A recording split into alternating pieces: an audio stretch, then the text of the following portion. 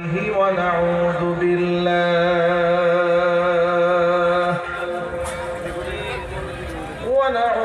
بالله من شرور أنفسنا ومن سيئات أعمالنا من يهده الله فلا مضل له ومن يضلله فلا هادي له ونشهد أن لا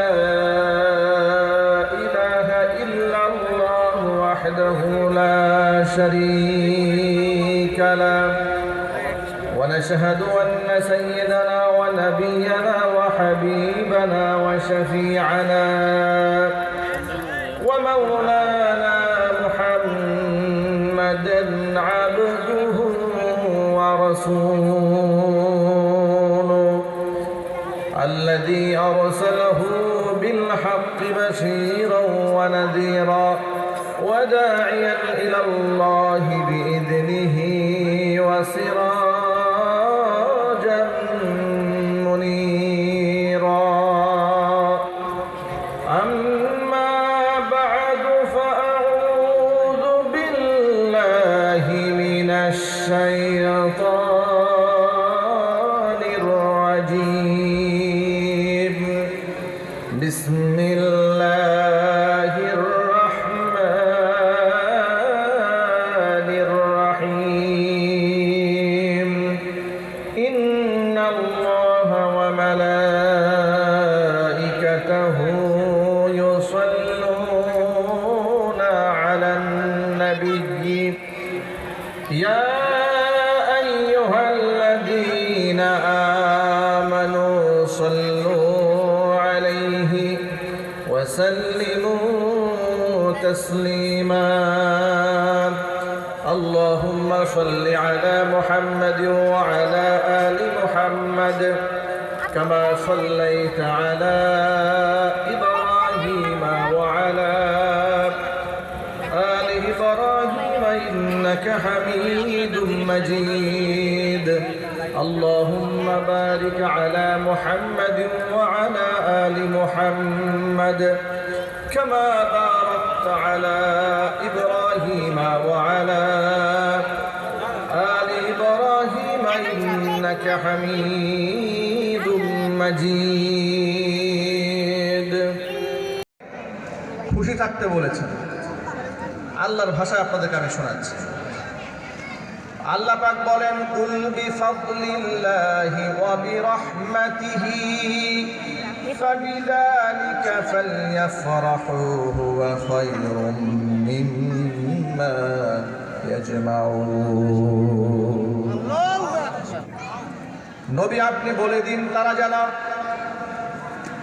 খুশি হয়ে যায় কুল বিফাদলিল্লাহি ওয়া বিরহমাতিহি আমি আল্লাহর করুণা এবং অনুগ্রহ নিয়ে বান্দারা যেন খুশি হয়ে যায় ফাবিযালিকা ফালইফরাহু হুয়া খায়রুম মিম্মা ইয়াজমাউন এই পৃথিবীতে মানুষ সম্পদ বলতে যা জমা করে সকল সম্পদের চাইতে এই দুটা নিয়ামত হচ্ছে সব চাইতে দামি সম্পদ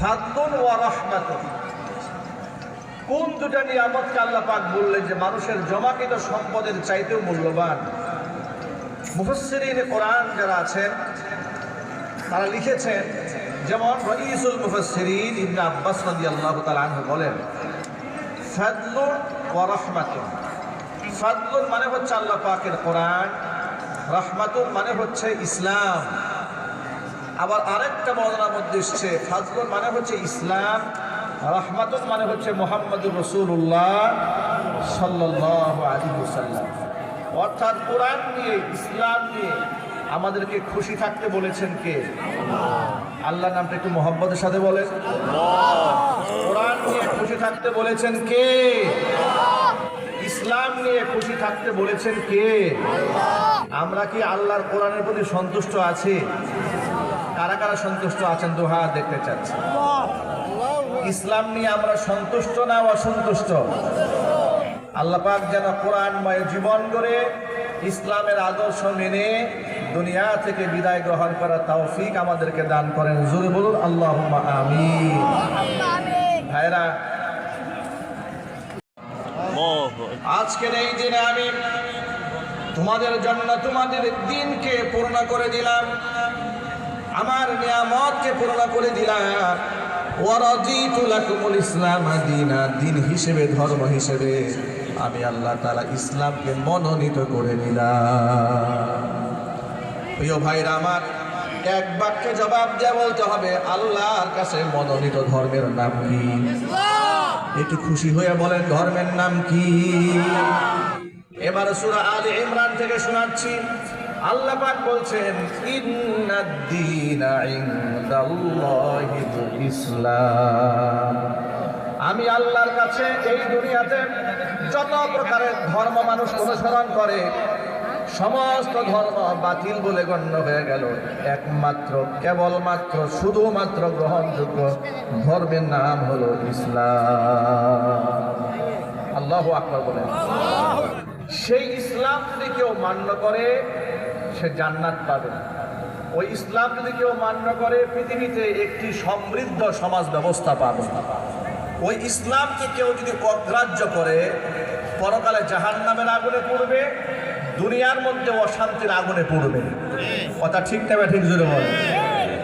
খুব সিম্পল একটা উদাহরণ দিয়ে আপনাদেরকে বোঝাচ্ছি।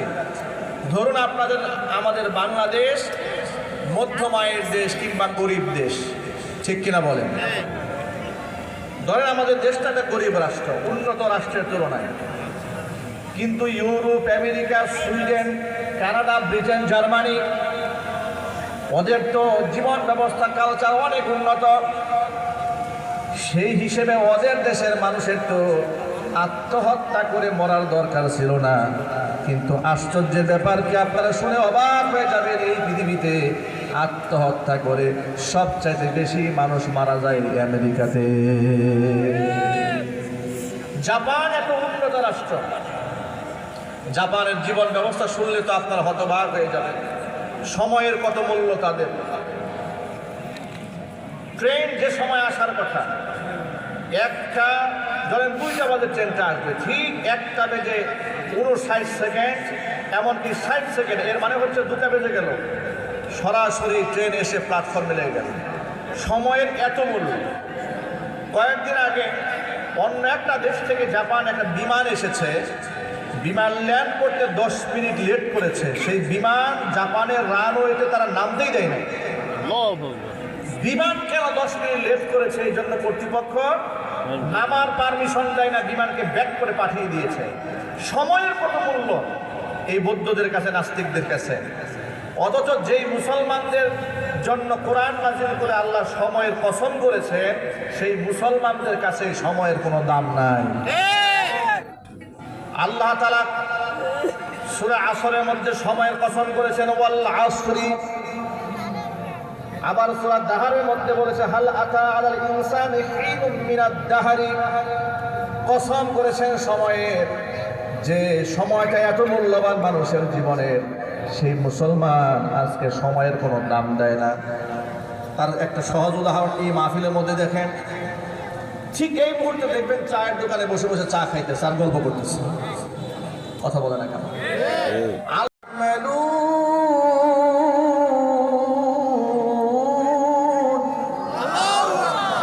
আল্লাহ পাক বলেন, ঈমানের সাথে, বিশ্বাসের সাথে যদি নারী কিংবা পুরুষ ভালো আমল করে, আমি আল্লাহ তাআলা তাকে 2টা পুরস্কার দান করব। একটা পুরস্কার দেব দুনিয়াতে, আর একটা পুরস্কার দেব আখিরাতে। দুনিয়ার পুরস্কারটা কি? দুনিয়ার পুরস্কার হচ্ছে ফালানুহিয়ান্নাহু হায়াতান তাইয়্যিবা। এই পৃথিবীতে বান্দাকে আমি তৃপ্তির জিন্দেগি, উত্তম জিন্দেগি উপহার দেব। পেটে খাবার না থাকলেও মনের মধ্যে সুখ থাকবে এমন জীবন আল্লাহ উপহার দেবেন। আল্লাহু আকবার। পেটে খাবার নাই কিন্তু মনের মধ্যে সুখ আছে, তৃপ্তি আছে। জিজ্ঞেস যদি করেন, ভাই কেমন আছেন, হাসি মুখে বলবে আলহামদুলিল্লাহ। এটা একমাত্র তার দ্বারাই সম্ভব, যে ব্যক্তি ঈমান এনেছে মহান আল্লাহ পাকের উপরে। যার ঈমান নাই তার ভিতরে কোনো সুখর নাই। দেখবেন, জিজ্ঞেস করেন ভাই কেমন আছেন, মাসে 10 লাখ টাকা ইনকাম, আর বলবেন না ভাই একদম বাজে একটা অবস্থা। ঠিক কিনা বলেন? আর ইমানদার ব্যক্তির জীবনটা লক্ষ্য করেন। এই জন্য নবী করিম সাল্লাল্লাহু আলাইহি সাল্লাম বলেছেন, আজাবান লি আমরিল মুমিন, ইমানদারের বিষয়টা বড় আশ্চর্যজনক ব্যাপার। কারণ ইমানদারের প্রত্যেকটা জিনিস তার জন্য কল্যাণ বয়ে আনে। আশ্চর্যের ব্যাপার হচ্ছে, ইদা আসাবাতহু দাররাউ সাবারা ওয়া ইদা আসাবাতহু সাররাউ শাকারা। আল্লাহর নবী সাল্লাল্লাহু আলাইহি ওয়াসাল্লাম বলেছেন, ইমানদারের জীবনের প্রত্যেকটা মুহূর্ত কল্যাণ করে হয়ে যায়। তার জীবনে যদি কল্যাণ হাসিল হয়, শুকরিয়া আদায় করে ফাকানা খায়রাল্লাহ, এটা তার জন্য কল্যাণ করে হয়ে যায়। আবার যদি জীবনে কোনো মুসিবত আসে, ব্যক্তি হতাশ হয়ে যায় না, নিরাশ হয়ে যায় না, আল্লাহ পাকের সন্তুষ্টি কল্পে ধৈর্য ধারণ করে, এটাও তার জন্য কল্যাণ হয়ে যায়। জোরে জোরে বলেন সুবহানাল্লাহ। ইমানদারদের জীবনে হেরে যাওয়ার কিছু নাই, হতাশ হওয়ার কিছু নাই।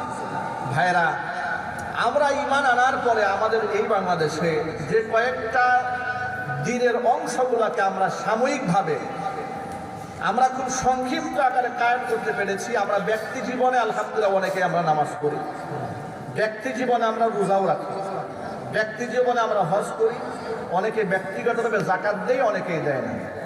কিন্তু আমভাবে সমাজের মধ্যে নামাজ কায়েম নাই, সমাজের মধ্যে যাকাত কায়েম নাই। কথা ঠিক না ব্যাঠিক জোরে বলেন? সমাজের মধ্যে আল্লাহ পাকের আহকামাত কোনো ব্যাপক হারে পরিচালিত নয় বলে এই সমাজের মধ্যে এখনো চুরি আছে, ডাকাতি আছে, জেনা আছে, বদমাশি আছে, মাস্তানি আছে, টেন্ডারবাজি আছে, জমি দখল আছে, হল দখল আছে। আছে না নাই? কথা জুড়ে বলতে হবে, আছে না নাই?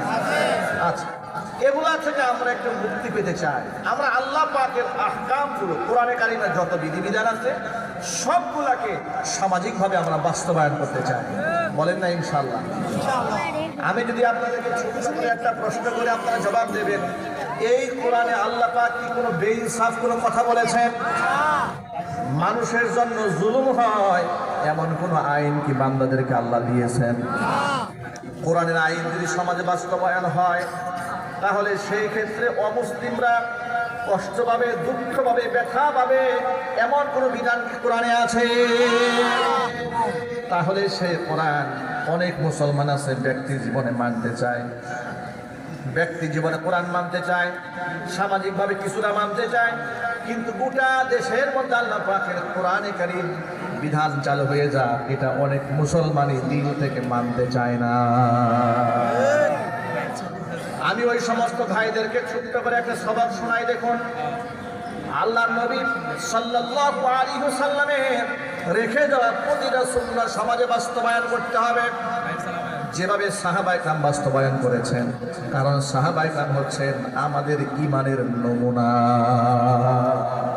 ঠিক না ব্যাঠিক বলেন? সাহাবায়ে কেরাম আমাদের ঈমানের মডেল, ঈমানের নমুনা।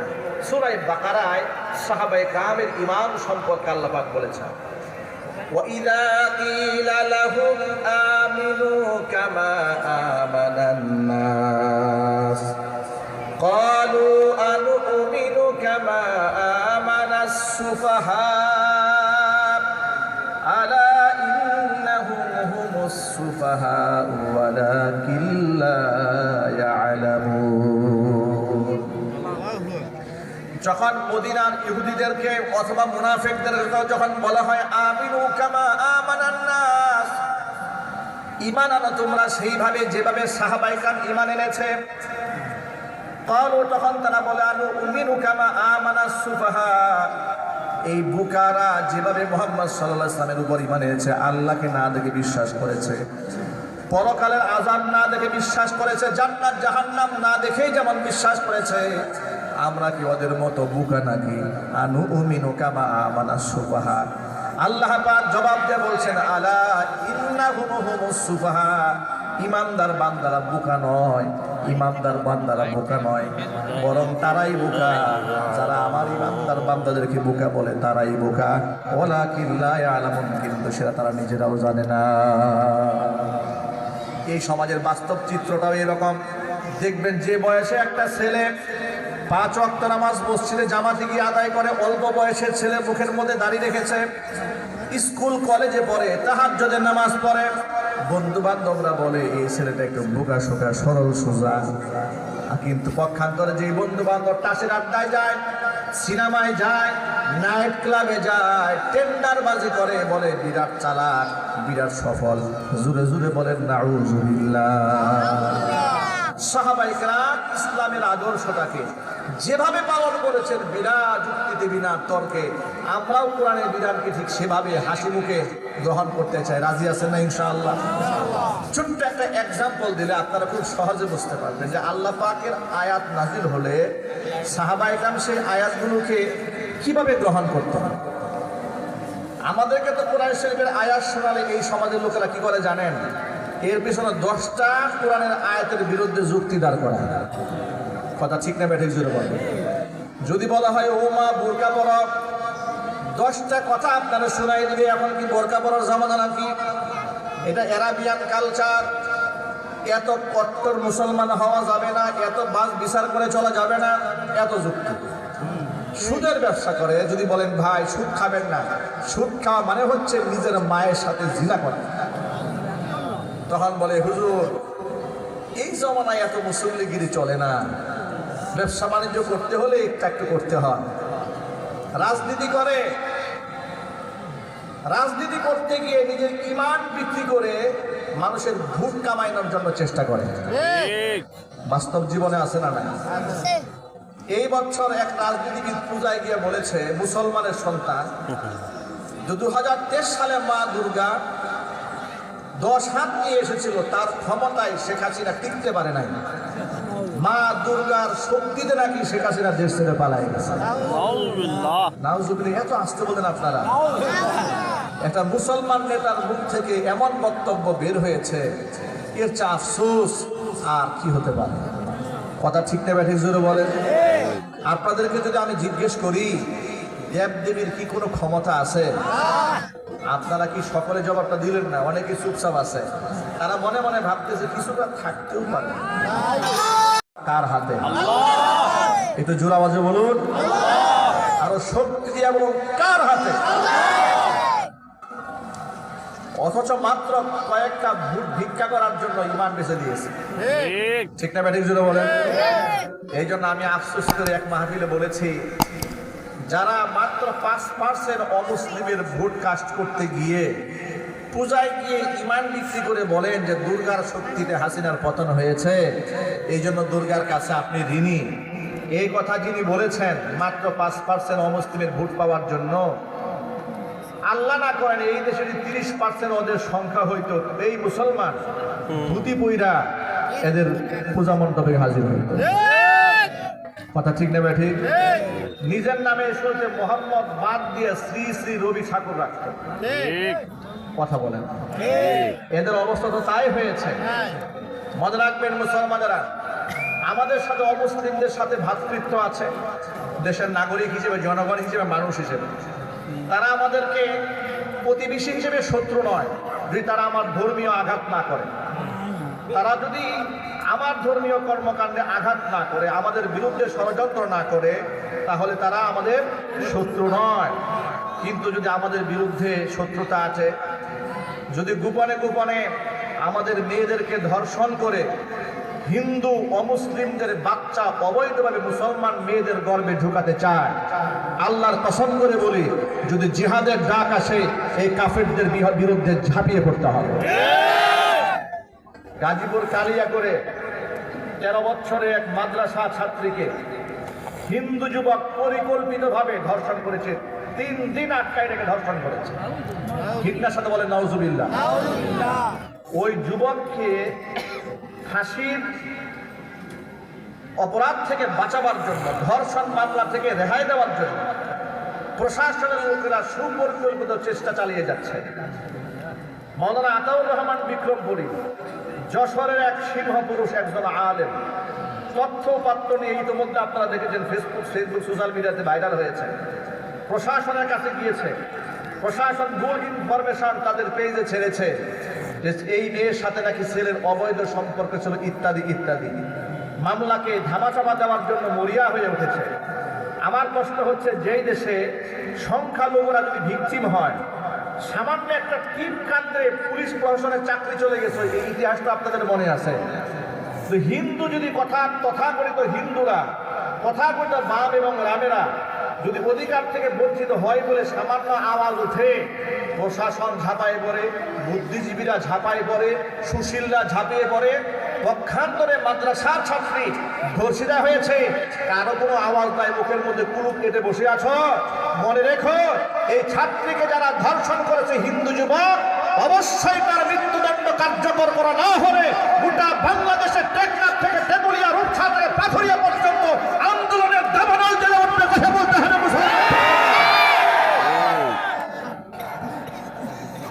প্রিয় মুসলমান ভাইরা আমার।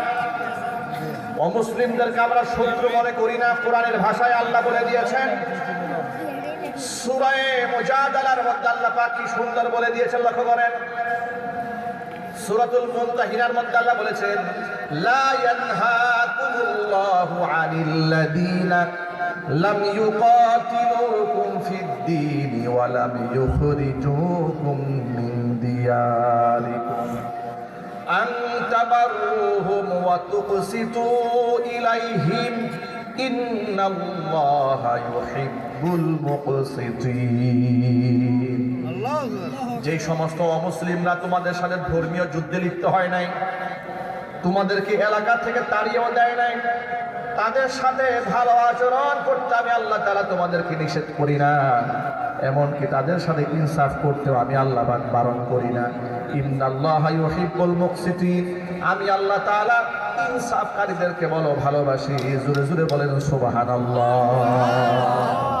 সুতরাং সাধারণ হিন্দু যারা আছে এদের সাথে আমাদের কোনো দুশ্মনী নাই, কিন্তু যে কুলাঙ্গার আমার বোনকে ধর্ষণ করেছে তার সাথে আমার শত্রুতা আছে না নাই? জোর আওয়াজে বলতে হবে, আছে না নাই? যে কুলাঙ্গার নর্থ বিশ্ববিদ্যালয়ে আল্লাহর কোরআন ছিঁড়ে ঠান্ডা মাথায় পাড়িয়েছে অপূর্ব পাল নামক হিন্দু কুলাঙ্গার, এর সাথে আমার শত্রুতা আছে না নাই? হিন্দু কুলাঙ্গারের ফাঁসি হতে হবে। আল্লাহর কোরআন যে পাড়িয়েছে, আল্লাহর কোরআনের সাথে বেয়াদবি হয়েছে, তার ফাঁসি হোক, এটা কি আপনারা চান? কারা কারা এবার দুহাত দেখতে চাচ্ছেন? গোটা বাংলাদেশ থেকে আওয়াজ তুলতে হবে। অনেক মুসলমানরা এই জায়গায় নীরব থাকেন, রাজনীতির স্বার্থে রাস্তার মধ্যে ক্যাম্পেইন করে বলে হিন্দু মুসলিম ভাই ভাই অমুক মার্কাই ভোট চাই। নাই বাংলাদেশে? আরো জোরে। তো হিন্দু যুবককে তোমার আল্লাহর কোরআন পাড়ালো, তুমি তো কোনো প্রতিবাদ করলে না, কথা ঠিক কিনা জোরে বলে? এখন আপনি বলবেন না হয়। আবার কেউ কেউ দেখলাম বলেছে যুবকটা পাগল, মাথা ঠিক নাই। আমার প্রশ্ন হচ্ছে, মাথা ঠিক নাই তো বাইবেল তো পারাইলো না, কথা বলেন, বেদ তো পারাইলো না। এমন পাগল বেশি বেশি শুধু কোরআন শরীফ পারাতে মনে চায়, ফাঁসির কাস্টে ঝুলাই দিলেই পাগলামি ঠিক হয়ে যাবে, ঠিক কিনা বলেন? আপনি বলবেন সেনা অপরাধ করেছে, অন্যান্য হিন্দুরা তো অপরাধ করে না। বাংলাদেশে হিন্দু মহাজোট আছে, পূজা কমিটি আছে, আছে না ভাই? পূজা উদযাপন কমিটি আছে, হিন্দু বৌদ্ধ খ্রিস্টান ঐক্য পরিষদ আছে। এই এত বড় বড় বড় সংগঠন, অন্ততপক্ষে সকলের তো এই ব্যাপারে বিবৃতি দেওয়া দরকার ছিল যে কোরআন শরীফ যারা পাড়িয়েছে যে ছেলেটা, তার অবশ্যই বিচার হওয়া দরকার। তারাও কোনো আওয়াজ করে না। এর মানে কি জানেন? আমার কোরআন, আমার ইসলাম যদি ভিকটিম হয় তাহলে ওরা কোনো আওয়াজ করবে না। পক্ষান্তরে ওরা ভিকটিম হলে আমার দেশের কিছু মুনাফিক আছে ঝাঁপিয়ে গিয়ে পড়ে আগলা পিরিত দেখাবার জন্য। আল্লাহর কথায় চূড়ান্ত, মুশরিকরা কোনোদিন মুসলমানদের আপন হতে পারে না। আল্লাহর কথা এই দেশের মুসলমানরা ভুলে গেছে বিদায় আজকে মুসলমানদের কলিজার মধ্যে আগুন লেগেছে, কপালে দুঃখ দুর্দশা নেমে এসেছে আল্লাহর কোরআনের কথা ভুলে যাওয়ার কারণে। দেখুন আল্লাহ পাক কি বলেছেন, আল্লাহ পাকের ভাষায় শোনায়, লাতাজিদান্না আশাদ্দান নাসি আদাওয়াতান লিল্লাযীনা আমানুল ইয়াহুদা ওয়াল্লাযীনা আশরাকু। ইমানদারদের জন্য দুইটা জাত হচ্ছে দুনিয়াতে সবচেয়ে বড় চরম শত্রু। একটা জাতির নাম হচ্ছে ইহুদি জাতি, আরেকটা জাতির নাম হচ্ছে মুশরিক জাতি। ইহুদিরা যে মুসলমানদের কত বড় দুশমন, এটা ফিলিস্তিনের মাটির দিকে তাকালে আপনারা দেখতে পারেন ঘুমন্ত শিশুদেরকে কেমনে হত্যা করেছে, তাবর মধ্যে গিয়ে কিভাবে হত্যা করেছে, হসপিটালের মধ্যে কিভাবে মেরেছে। তারা যেন খাবার না খেয়ে হাড্ডি সার হয়ে মরে যায়। নিজেরা তো খাবার বন্ধ করে দিয়েছে, বাহির থেকে যেন খাবার ঢুকতে না পারে তারও ষড়যন্ত্র চালিয়েছে। আমি আমার ভাষায় বলি, আসমানের নিচে জমিনের উপরে ওই সমস্ত ইহুদিদেরকে দেখতে মানুষের মতো মনে হলেও আল্লাহর কসম ওরা জানোয়ার ছাড়া কিছু নয়। এই জানোয়ারদের বিরুদ্ধে মুসলমানদের ঐক্য গড়ে তুলতে হবে। কথা ঠিক নেবে ঠিক? এই হচ্ছে মুসলমানদের একটা শত্রু। আরেকটা শত্রু হচ্ছে মুশরিক। এটা আমার ভাষা নয়, এটা আল্লাহর ভাষা। আল্লাহ বলছে ওয়াল্লাযীনা আশরাকু, যারা শিরিক করে মুশরিক, এরা মুসলমানদের ঈমানের শত্রু। কথা বলে না কেন? কি শত্রু? ঈমানের শত্রু। আপনি যে পূজা মণ্ডপে গিয়া এদের সাথে লাড্ডু ভাগাভাগি করেন, আপনি যে শুভেচ্ছা জ্ঞাপন করেন, আপনার তো ঈমানে গায়রত নাই, আপনার তো লজ্জা থাকা উচিত, আপনার তো শরম থাকা উচিত। ওমর ইবনুল খাত্তাব রাদিয়াল্লাহু তাআলা আনহু বলেছেন, মুশরিকদের পূজা অর্চনার সময় তোমরা তাদের অনুষ্ঠানের মধ্যে অংশগ্রহণ করবে না, কারণ ওই মুহূর্তে আল্লাহর পক্ষ থেকে তাদের উপর গজব নাজিল হয়।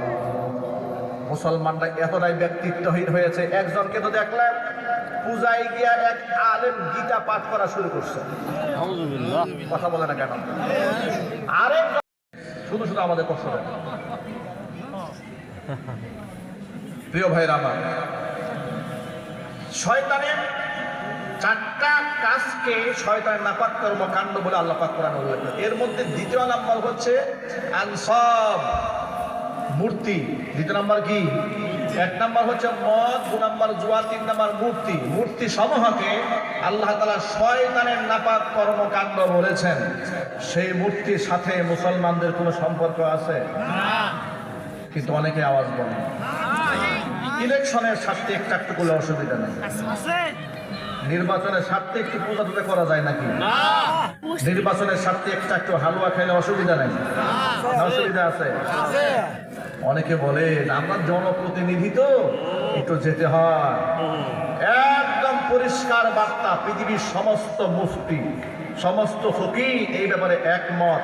পূজায় মুসলমানের অংশগ্রহণ করা হারাম, রাজনৈতিক কারণেও হারাম, ব্যক্তিগত কারণেও হারাম, অনুদান দেওয়া ডাবল হারাম। যেই মুসলমান এটাকে হালাল মনে করবে, আল্লাহর কসম ওর ঈমান থাকবে না, তার কালিমা পড়ে নতুন করে মুসলমান হতে হবে। কথা ঠিক নেবে ঠিক? এই কথাটা মনে থাকবে ইনশাআল্লাহ। কার কার মনে থাকবে দেখে হাত তুলে, মৃত্যু পর্যন্ত মনে রাখবেন ইনশাআল্লাহ। আল্লাহ পাক কবুল করে, জোরে করে আমিন। প্রিয় ভাইয়েরা আমার, মূল কথায় এবার ফিরে আসি। তাহলে আল্লাহর আয়াত শোনা মাত্র সাহাবীরা যেভাবে গ্রহণ করতেন, আমাদেরকেও সাহাবায়ে কেরামের মতো আল্লাহর আয়াতকে গ্রহণ করতে হবে। কোনো প্রকার প্রশ্ন ছুড়ে দেওয়া যাবে না। সূরা হুজুরাতের ২ নম্বর আয়াতে কারিমা নাযিল হলো। প্রেক্ষাপটটা আগে শোনায় দেয় আপনাদেরকে। এই যে আপনারা যেমন আমার সামনে বসে আছেন, সাহাবায়ে কেরাম রাসূলের সামনে বসে আছে, এমন সময় একটা বিষয়ে কথা বলতে গিয়ে আবু বকর এবং হযরত ওমর রাদিয়াল্লাহু তাআলা আনহুমা, তাদেরকে হাদিসের ভাষায় শাইখাইন বলা হয়। মুহাদ্দিসরা কি বলেন? শাইখাইন, মানে দুই শায়েখ। এই দুই শায়েখের ব্যাপারে আল্লাহ তাআলা একটা আয়াত নাযিল করেন। কথা প্রসঙ্গে দুইজনের মধ্যে মুকালামা হয়, মুসাবাকা হয়। মানে কথা বলতে বলতে একটু উচ্চবাচ্য করতে করতে কথার আওয়াজটা একটু উঁচা হয়ে গেছে। নবী করিম সাল্লাল্লাহু আলাইহি ওয়াসাল্লামের কণ্ঠের আওয়াজের উপরে আবু বকর সিদ্দিকের কণ্ঠের আওয়াজ উঁচা হয়ে গেছে, হযরত উমরের কণ্ঠের আওয়াজটা উঁচা হয়ে গেছে। আল্লাহর নবীর শানে এতটুকুন আদবের খেলাফ হয়েছে, আল্লাহ পাক বরদাস্ত করেন নাই।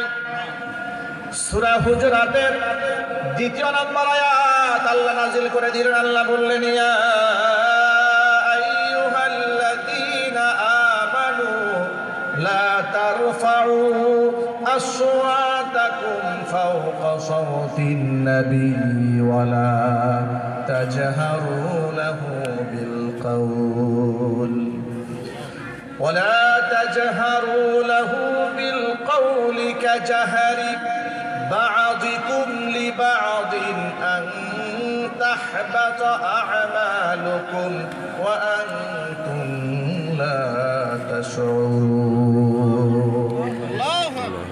হে ইমানদারগণ তোমরা তোমাদের কণ্ঠের আওয়াজ আমার নবীর কণ্ঠের আওয়াজের উপরে উঁচাও করতে পারবে না ওয়ালা তাজহারু লাহু বিল কওলি কাজাহারি বাযিকুম লিবাযিন একে অপরের সাথে যেমন সরগল চিৎকার চেঁচামেচি করে কথাবার্তা বলো আমার নবীর মজলিসে এতটুকু সরগল করা যাবে না, হারাম।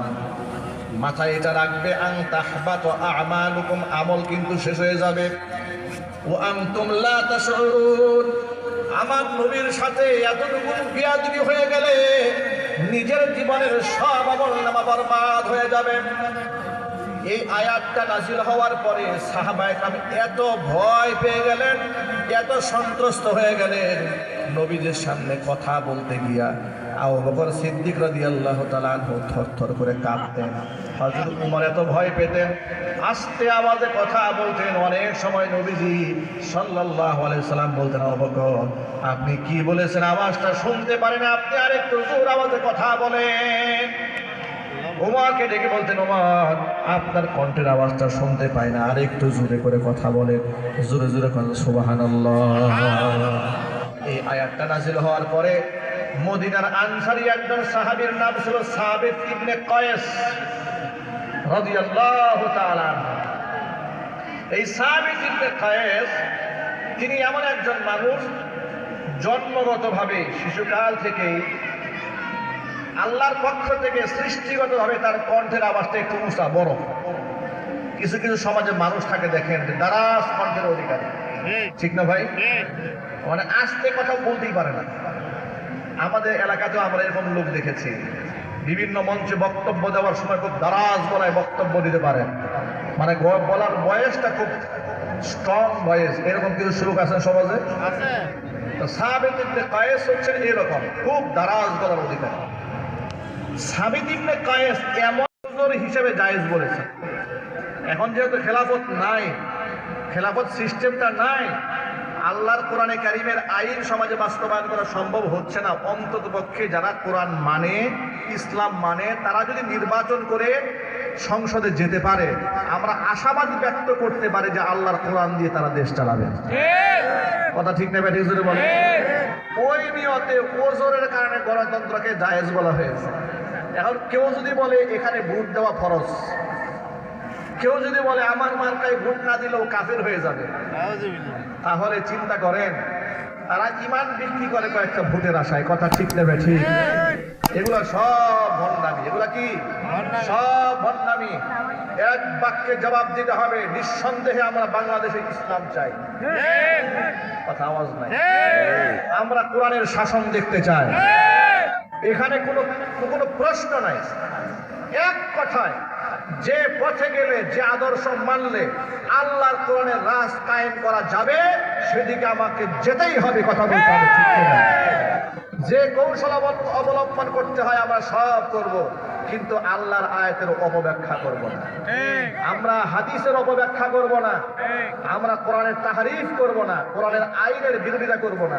আমি বলবো না যে আমার এখানে ভোট না দিলে আপনার ঈমান নষ্ট হয়ে, বরং এভাবে বুঝাবো এই মার্কা যদি ভোট দেন তাহলে আল্লাহর দ্বীন প্রচার করা সহজ হয়ে যাবে।